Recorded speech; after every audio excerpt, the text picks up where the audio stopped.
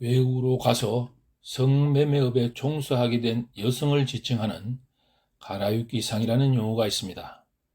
일본에서는 14세기 무로마치 시대부터 지속된 공창제가 있어 가난에 시달린 가정에서 부모가 딸을 팔아 생계를 유지하는 경우가 있었습니다. 부모에게는 딸을 팔 권리가 있었고 가난한 집안을 먹여 살리기 위해 팔려가는 딸들은 그것을 효도라 생각하기도 했습니다. 에도 막부가 붕괴되면서 들어선 메이지 정부는 1872년 11월에 인신매매 금지령을 보고하였습니다. 유괴된 농촌 빈민 출신의 어린 소녀들에 의해 매춘이 성행하자 이를 막기 위한 조치였습니다. 또한 공창제도를 폐지하고 예기, 장기, 즉 게이샤와 장부의 해방령도 내렸습니다. 갑자기 실직하게 되어 경제적으로 어려움을 겪게 된 많은 게이샤와 매춘부들은 이를 타개하기 위해 홍콩, 싱가포르, 필리핀, 베트남 등 해외로 진출하기 시작했습니다. 그런데 이들에 의한 외화벌이가 무시하지 못할 정도가 되자 농촌 빈민 출신 소녀들을 모집하여 해외로 보내는 중개 알선업자가 등장하였습니다. 가라유키상이 되는 과정은 자발적인 경우나 부모가 돈을 받고 중개업자에 팔아넘기는 경우 또는 중개업자의 가문이슬에 속아 팔려가는 경우 등 다양했습니다. 메이지와 다이쇼 시대에 외국으로 건너간 가라유키상은 30만 명 정도로 추정되고 그 이전 시기까지 합치면 50만 명 정도라고 합니다.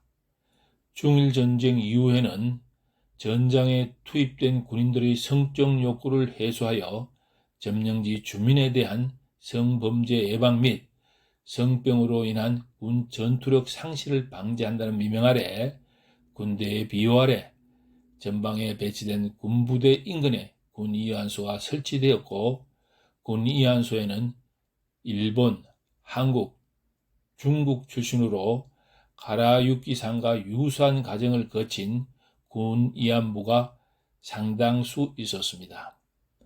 1990년대에 일본군 이안부가 수십만 명 존재했다든가 일본 군인이 동네 처녀를 직접 총칼을 들이대며 강제로 끌고 가 군 이안부로 만들었다느니 하는 식의 황당한 소설을 통해 반인 감정을 선동했던 소설가가 베스트셀러가 되어 수십만 부의 책을 판매하고 돈방석에 앉는 괴이한 현상, 즉 거짓이 통하는 현상이 우리나라에서 발생하였습니다.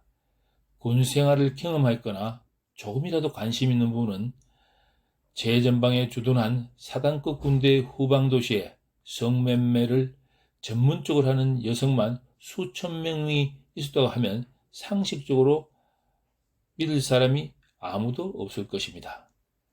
일본 현역 군인이 조선 땅 어느 마을에서 동네 우물가에서 물을 깃던 처녀를 강제 연행한 후 중국돈 일성까지 먼 거리를 호송한 뒤 이안부로 넘겼다는데 그것이 사실이라면 이는 당시 조선인 모두가 불의를 보고 모른 척하는 인간이기를 포기한 짐승보다 못한 사람들이었다고 말하는 것과 같습니다. 또한 한두 명의 입은 막을 수 있지만 수백만 명에 해당하는 일본 군인들의 입을 모두 막을 수는 없습니다.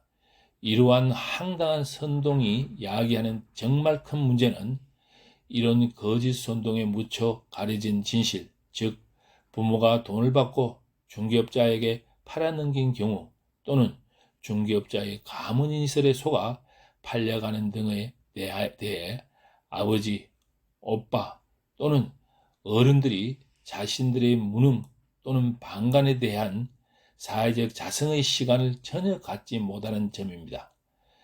병자호란 후 청나라에 잡혀갔던 힘없는 조선 여성들이 환양녀가 되어 고구로 돌아왔을 때 그들을 지켜주지 못한 데 대한 자성은커녕 그들을 다시 한번 사주로 몰아넣었던 조선시대 사대부의 뻔뻔함이 수백 년 후에 다시 되풀이되면서 아직도 한국인 상당수가 정신을 차리지 못하고 청나라 탓, 일본 탓을 하는 것을 볼 수 있습니다.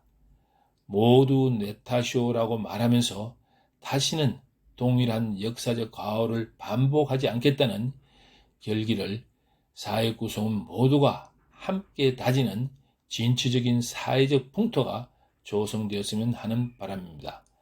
가깝고도 먼 나라, 나쁜 기억도 좋은 기억도 가장 많이 공유하는 나라가 이웃나라입니다. 친일하지 못하면 지일할 수 없고 지일하지 못하면 극일할 수 없습니다. 우리 모두 친일파가 됩시다. 감사합니다.